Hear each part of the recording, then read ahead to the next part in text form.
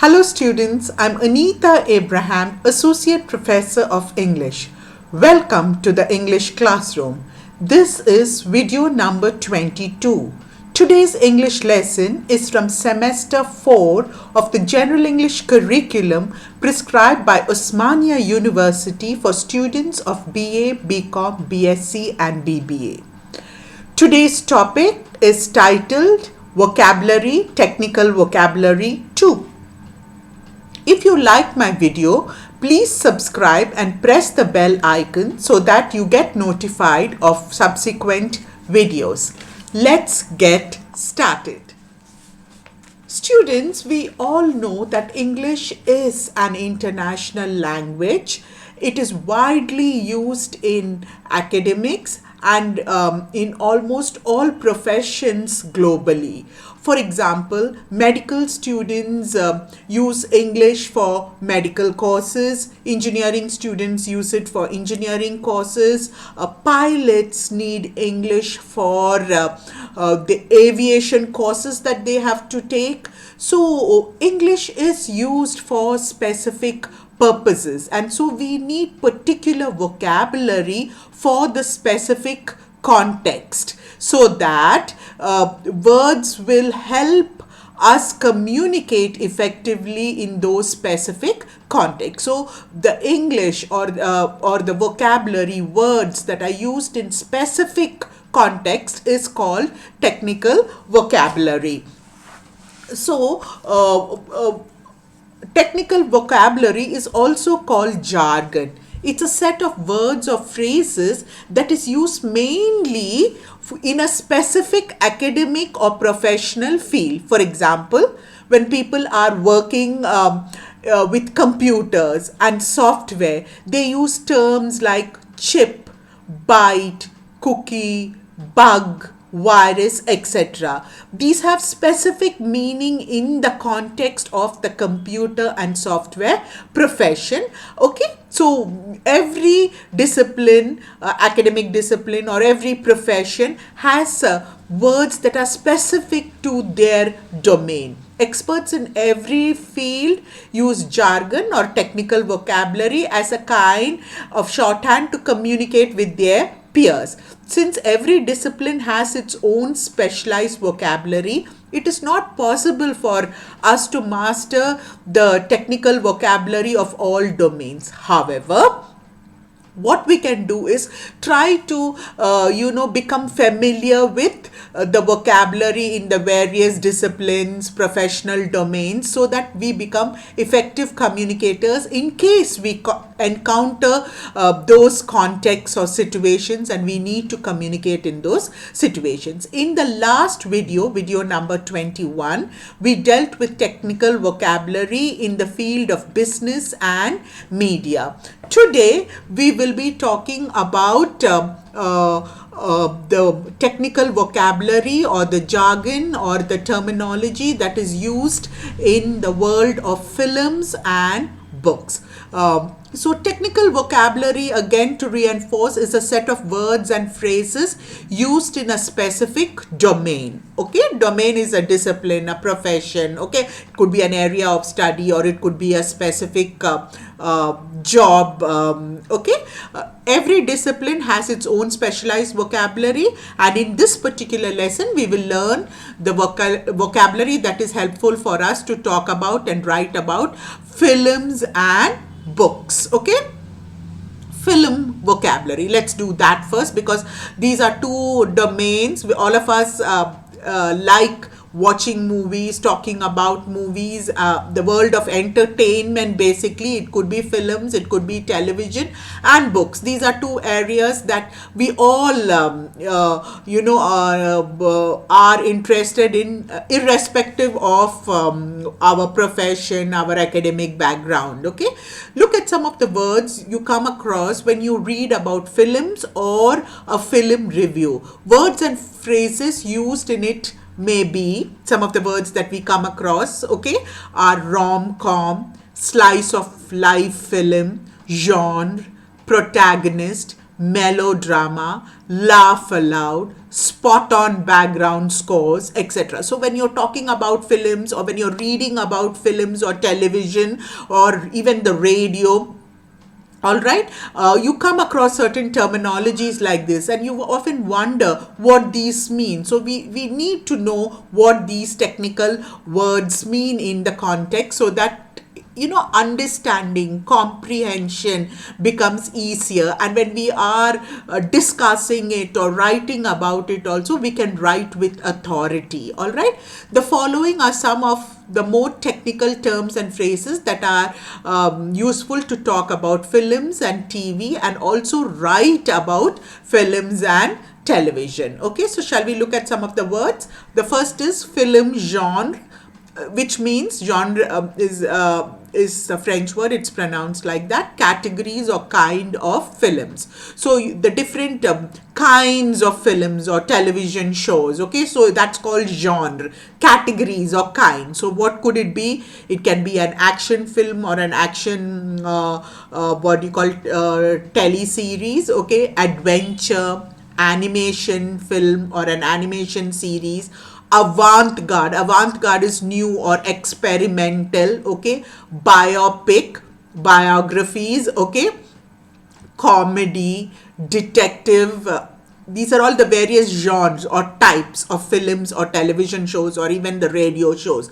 Docudrama. Okay, that's also very popular. Documentary drama. Okay, so these are the different genre. Okay, so you need to know what kind of film it is, or television show or radio show, to talk about it, right? So that's an important nomenclature that you need to know. More coming up. It could be drama, historical. Okay, it could be a historical drama. It could be a horror film, a horror television show or a radio show. It could be a musical. It could be a mythological drama. Okay, rom-com is romantic comedy. Okay, so that's a very popular genre. Science fiction. Okay, sitcom, that is situational comedy. Sitcom is very popular with television shows. It can be a suspense, it can be a thriller, or it could be a western. Look at the various genres. So when we are talking about films, radio shows or TV shows, we should be able to first identify which genre it is. Once we identify the type of the genre, then how we discuss or talk about it or write about it will depend upon that. Okay, so these are the various technical terminologies used to describe the type of TV show, film show or radio show. Then there are themes. Okay, so then first you have the types, then you have the themes. Look at some of the technical terms used to describe the theme of films, television shows or radio shows. It can be coming of age, it can be conflict, fate, friendship, the central theme. Okay, what holds it together, the underlying theme. Okay, friendship, justice, love, prodigal son, returning, leaving the family and then returning back to the family, revenge, romance, sacrifice, transformation, vengeance. These are the various themes. So you have the type, the genre, then you have the underlying theme. Okay, so you should know this also before discussing or writing about films, radio or TV shows.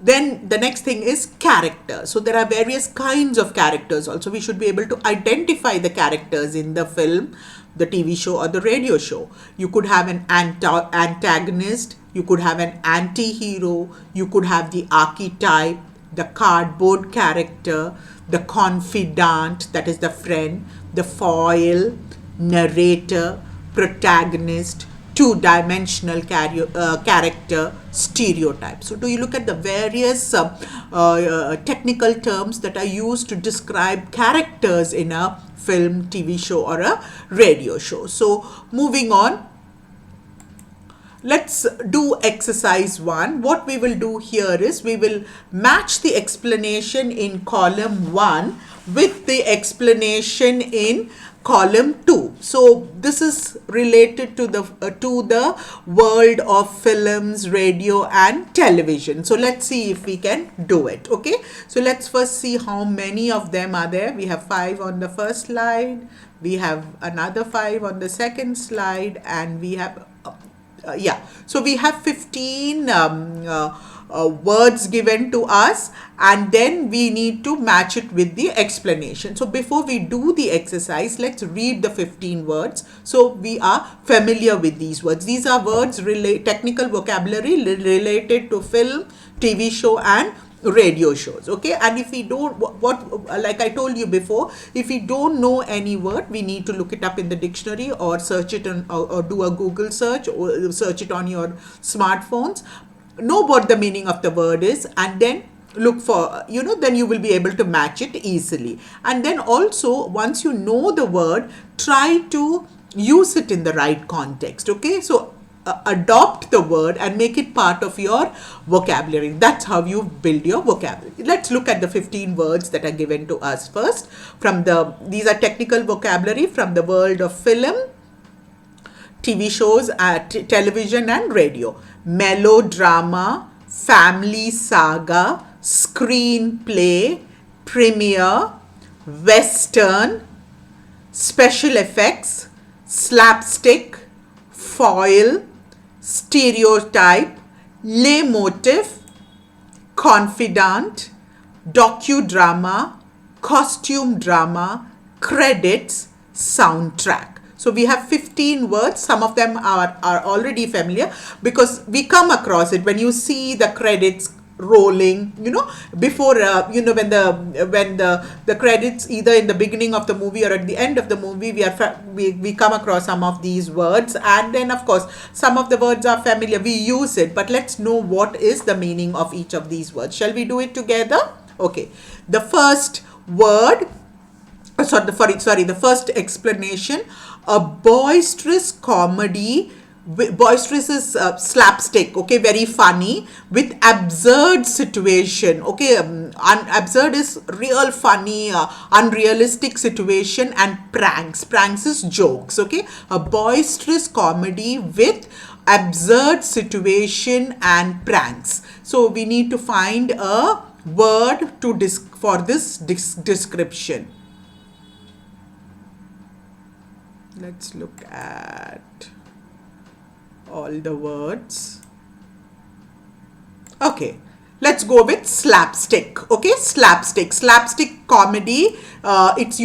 Slapstick is usually comedy, slapstick comedy. It's a boisterous comedy, very, very funny, and it is like absurd situation, unrealistic situation, very funny situations, pranks, the usual banana peel slipping and falling, everybody laughing, that kind of boisterous comedy is called slapstick comedy. Okay, let's look at the next one. A recurring piece of music that represents a character, theme or action. So it keeps on coming again and again when it's a music. Okay, it's a recurring piece of music. It comes again and again when a character comes or there is a theme or an action. What could be a word to describe that? Leitmotif. Okay, leitmotif, that is it recurs again and again. You see in movies, you see in TV shows or in radio shows, when a character comes, there is a specific music playing, or it could be when the central theme is recurring, it could play, or an action to reinforce the theme, then the music plays. It's called leitmotif. Let's move on to the third explanation. Someone the central character trusts or confides in. So the best friend kind of, the hero's best friend, the heroine's best friend, somebody, the character, or it could be a family member, it could be the mother, sister, whoever. Someone the central character trusts and confides in. Let's look at what is a word that would describe that person. confidant. Okay, confidant is a person the central character trusts or believes or confides in. Let's move on to the fourth explanation. A film set in past, that is, it is set in the past, or a TV show or whatever, in which the actors are dressed like people from the past. What would be the word for that? So it is the setting is in the past and all the people are also dressed like that. Like your Bahubali and all set in the past. Historical, what did we have recently? Those famous movies, Padmavat, all those kind of movies, yes? Costume drama. Okay, these are called costume drama. They are recreation of something that happened in the past. It could be a television series, your Ramayana, your Mahabharata, mythological costume drama. And the characters are also dressed like the people in those days. Okay, they are called costume drama. Look at this fifth one. It is a dramatized film based on real events. Okay, it is a dramatized film based on real events. Let's look at what could it be. Docudrama. Okay, so it's a dramatized film, but it is based on real life. For example, the Nirbhaya story that was made into a docudrama. Okay, it is actual events, but then it is film. It is dramatized, but represents real events that has taken place. Okay, let's move on to the sixth explanation. So we find an appropriate technical term for it. A list of people involved in making a film, usually shown at the end of the film. So you know what we are talking about, the list of the people involved in the making of the film, but it comes at the end. The scroll comes at the end. So let's look at an appropriate word for that. Credits. Okay, so you see the rolling credits. So the all the people who were involved, from the the actor, the hero, the heroine, all the supporting cast, the producer, the filmmaker, the director, associate directors, everybody who was involved, that is called credits, and it comes scrolling at the end. All right, let's move on. 7. A combination of drama and music. It is, drama and music. Let's see if there is a word that fits in here. Let's go to the next slide. Let's go to the first slide. Melodrama. Okay, so you have music and you have drama. All right. Drama, a combination of drama and music would be melodrama. Okay. 8 is music that goes with a film. Music that goes with a film. Let's find a word for that. Soundtrack. Okay, the word is soundtrack. The music that goes with the film is called its soundtrack. So it is specific to that. So it could it could recur again and again. It could be in the beginning, it could be in the end. Okay, all right. So it's the music that goes with a film. Let's look at the ninth explanation and find the technical word for it. A film about cowboys in Western North America.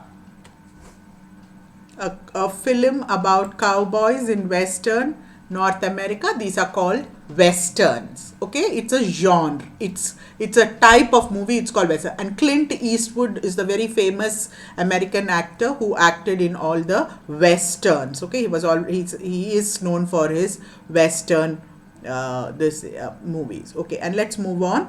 The 10th one would be a story of the lives and action of a family. The story of the lives and action of a family.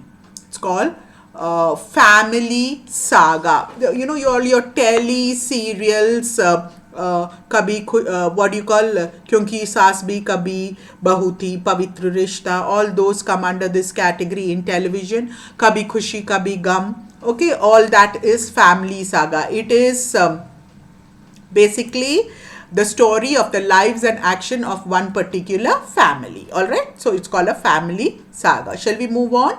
Let's look at the 11th explanation. Someone whose character contrasts to that of the protagonist. That is, it is in direct contrast to the protagonist. Protagonist is the hero. So let's look for a technical term that would fit in there. H, foil. Okay, so it's like the villain, hero, villain. So that's a foil. Okay, so the character contrasts to that of the protagonist or the central character. That's called the that character would be called the foil. Okay, like for example, the villain. Villain is a foil to the hero. All right. Let's look at the next one, 12th. A character who represents a type, a particular type. Okay, a character who represents a type. Let's see if we have a word here. No. It's called a stereotype. Okay, a particular type. Like for example, the mother in Hindi movies, a widow, crying all the time, always in trouble. All right, okay, or a Hindi movie heroine, damsel in distress. Okay, or the hero has to come and save her out of trouble. So stereotypes are typical, certain characters that are typical. Okay, a character which represents a type. All right, so it's called a stereotype. Again and again, that same typecast. Let's look at the 13th explanation. The first showing of a film. What is the first showing of a film called? The first showing. Let's look for a word. D, premiere. Okay, so it's the premiere. It's the first Friday. Fridays, the first show is called the premiere show. Okay, or even before the movie releases, they have premieres where they show it to a select set of audience. Okay, so the first showing of a film is called the premiere. Okay, and then let's move on to the 14th. Unusual sounds or images created artificially using new technology. Okay, unusual sounds or images created artificially using new technology. You saw that in Bahubali a lot. That's something I can. F, special effects. Okay, special effects is is unusual sounds and images created artificially by using new technology. And 15 is the script of a film, including acting instructions and scene direction. So what is the script of the film? Script is the story which includes acting instruction, scene direction. What is that called? Let's look for a word.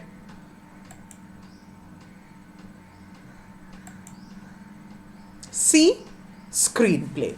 Okay, so do you see how these words are technical vocabulary related to the domain of films, radio and television shows? Okay, so I hope you understood how the knowledge of these words will help us to discuss the films, TV shows, radio shows more effectively, because we know the technical vocabulary that is used in this context. Okay, we become effective contributors, and if you have to write reviews or if you want to even talk about these in whether it's in a social gathering or in an academic circle, it gives us the confidence and also the right words to use in the right place. Okay, so and our communication becomes effective. Now let's move on to literary vocabulary, which is vocabulary that will be used to discuss books and write about books. Okay, just like we need some technical words to talk about and write about films, radio shows, and television, we also need special vocabulary, specific particular vocabulary to talk and write about books. So those are called literary vocabulary. Okay, so however, since both films and books are basically narratives, they are creative, okay? One is visual medium and one is a verbal medium. Certain words and phrases are common to both the film, radio, and television, and the world of books, okay?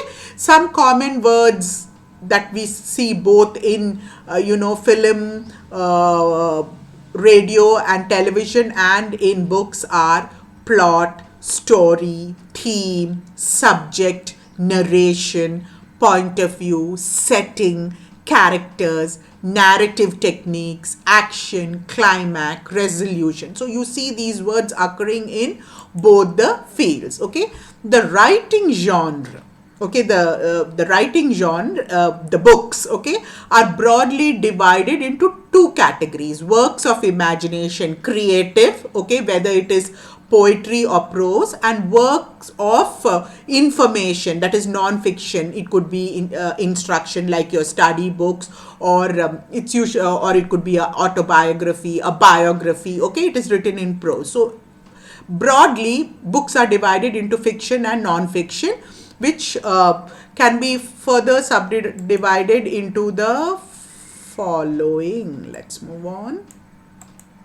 Fiction, we can have like how we saw in television, film, and radio. Similarly, there are different genres of fiction, types of fiction: adventure, Bildungsroman, comedy, crime. This Bildungsroman is again coming of age, okay, like your Huckleberry Finn, okay, all those kind of books come under Bildungsroman or coming of age books. Comedy, crime, detective, epic, fable, fairy tale, fantasy, gothic novels, graphic novels, historical novels, books, horror, mystery, parody, realistic, satire, science fiction, suspense, tragedy, western, and so on. So similarly, like in films, radio, and television, we saw the different genres of books. We saw the different genres. Similarly, in books also, fiction, it's broadly divided into fiction and non-fiction, and in fiction we have all these genres or types. So when we are talking about non-fiction, we are talking about autobiography, biography, criticism, diaries, essays, journals, letters, memoirs, reports, self-help, testimonies, travel logs, treatise, and so on. So let's move on to doing an exercise where we will again match the explanation with the words in the box. Okay, so first, before we do that, and this is all literary terms, all right. So what we will do is first we will read the words so that we get an idea of what the words are. It becomes easier for us to fill in the gaps then, or the blanks. And then, like I said earlier, if we don't know the meaning, we need to go to a dictionary, write down the meaning, and or Google search, or use your smartphones, and then just not fill in the gaps or blanks and leave it at that. Do the exercise. You must try to adopt it into your everyday usage in the context that it fits. All right. So let's look at the words: empirical, setting, hagiography, hypothesis, irony, omniscient, parody, opinion piece, pastiche, epic, personification, persuasive, point of view, polemical, and verisimilitude. Okay, so let us look at where these words will fit. All right. So let's look at the first one. A biography that treats its subject with undue reverence. That is, a biography is a story of the life story of somebody written by somebody else. Okay, biography. But then the subject is treated with undue reverence. Okay, a lot of respect is given. So what is it called? Hagiography. Okay, so undue respect is given to the person whose biography it is. Let's look at the second one. A mode of writing that uses vigorous and combative language to defend or oppose someone or something. Let's read it again. A mode of writing that uses vigorous and combative language to defend, that is, it is very aggressive in its stand, to defend or oppose someone or something. What is the word that we could use? Just look at all the words that are given to us carefully and then pick up the word. Polemical. Okay, polemical. Okay, so you're taking a very deliberate and vigorous stance, okay, for or against. Let's look at the next sentence. Writing based on or variable by observation and experience. So a writing that is based on observation, or it is and experience, or it can be verified by observation and experience. What are some of the words that are here that we could pick one, the most appropriate one from? Yes, empirical. Okay, so when you say the writing is empirical, what it means is it can be verified by observation and experience, or it is based on observation and experience. Let's look at sentence 4. An idea or theory that has not been proven but that leads to further study or discussion. So what is the word that we could use?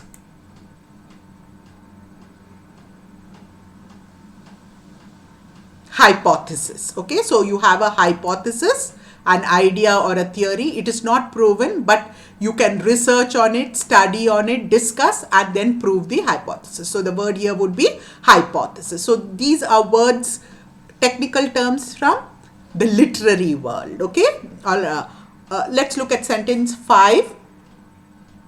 A work that imitates or makes fun or comments on an original work. Okay, a work that makes fun of the original work.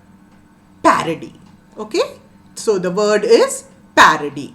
A parody is a work that imitates or makes fun or comments on an original work. So there is an original work already existing and the writer is making fun of it, and it's called a parody. You can have parody in films also. Okay, 6. Let's look at 6. A narrator who knows the thoughts and feelings of all the characters in the story. Okay, so you have certain novels or books where there is a voice that's narrating the story, and they know about every character, the feelings, the thoughts. So what is such a narrator called?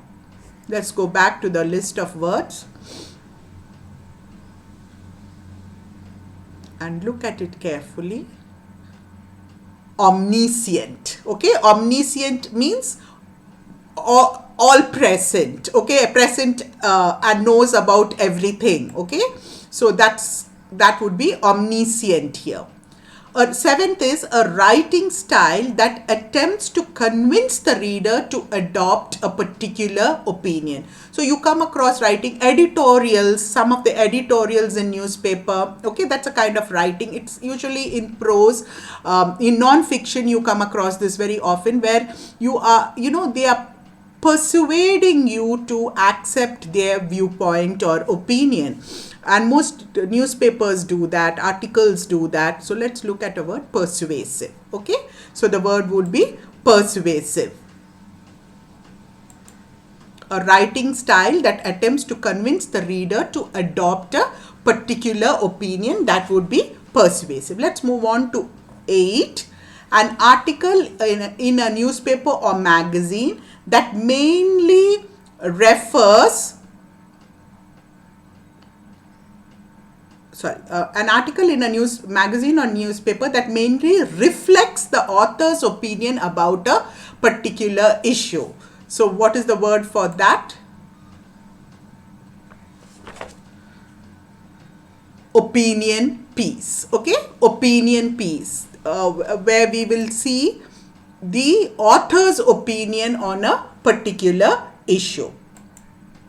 Let's look at 9. The quality of appearing to be true or real. The quality of appearing true or real. When we see this in both fiction and non-fiction, you know, the writing is such that it has this quality of appearing to be true or real. What is the word? Please look at the words here. Yes, verisimilitude is the word. It's a new word for all of us. So you need to learn the pronunciation and also pick up the word. Where were we?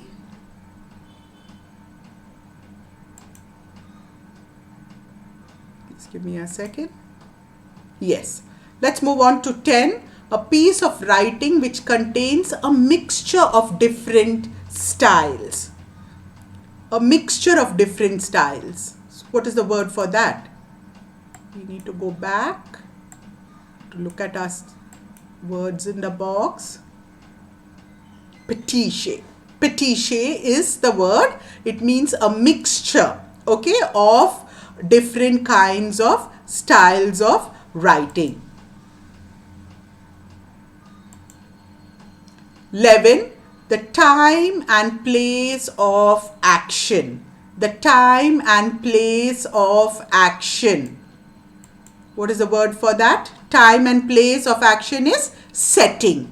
The time and place of action is called setting. It is set in the 21st century. It is set in the Middle Ages. It is set in the ancient times. So time and place is called setting.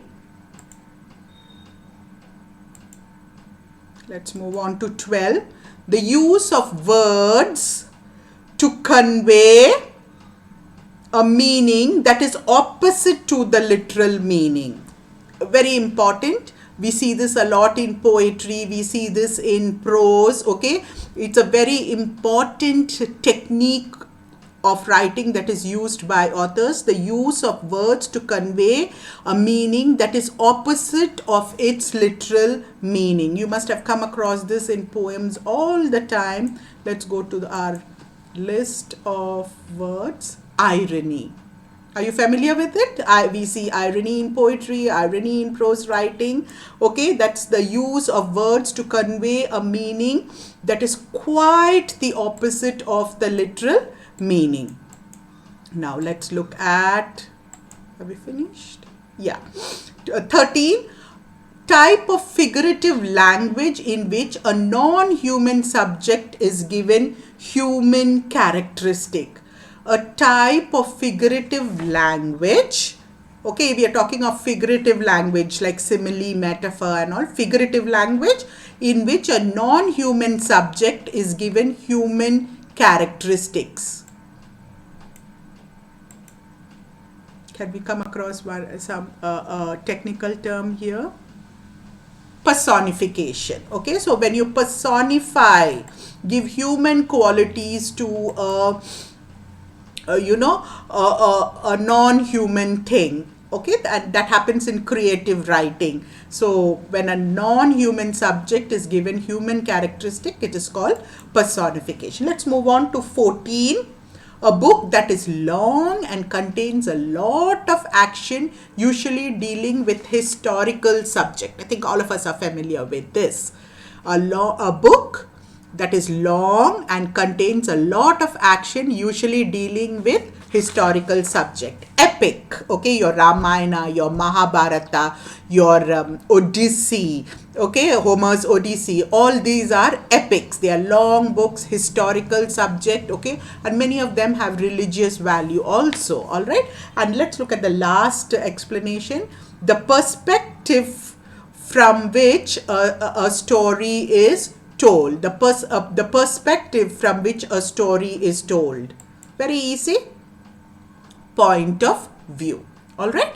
Point of view. So look at the terms. I'm just going to read that out for you again, because these are what do you call specific terminology that is used in to describe literature, and many whether it is fiction or non-fiction, and some of them are used in the world of films, TV shows and radio shows also.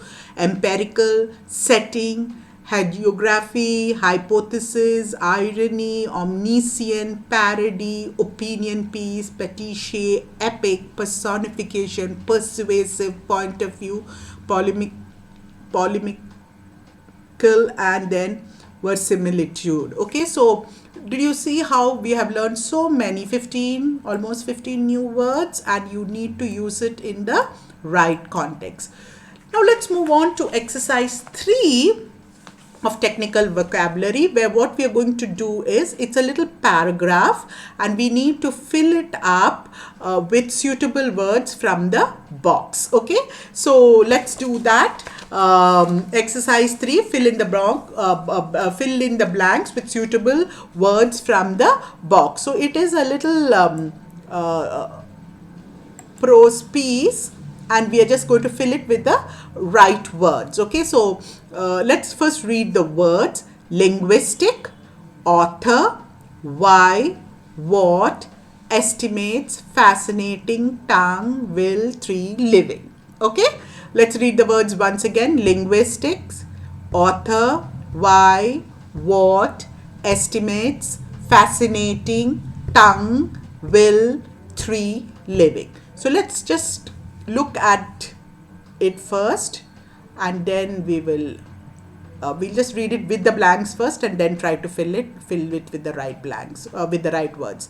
This is commendably short book of only 142 pages, but it is a dash work which addresses dash questions. Dash makes a global language, question mark. Dash is English the leading candidate. Dash, it continues to hold that position. The dash is a former professor of dash at the University of Reading. He tells us that there are today around 6,000 dash languages, but some dash suggest that perhaps 80% will die out in the next century.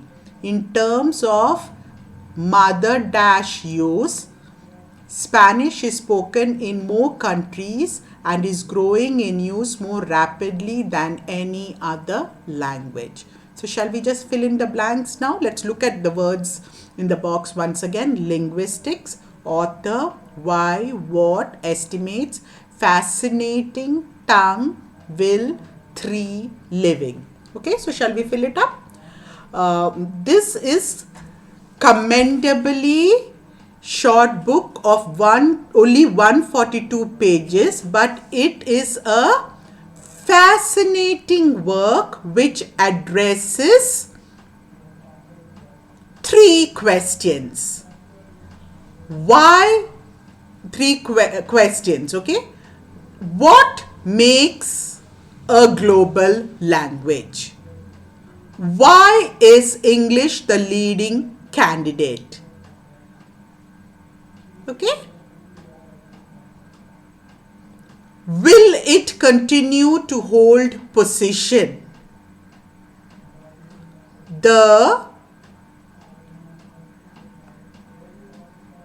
Let's pick up the right word from here.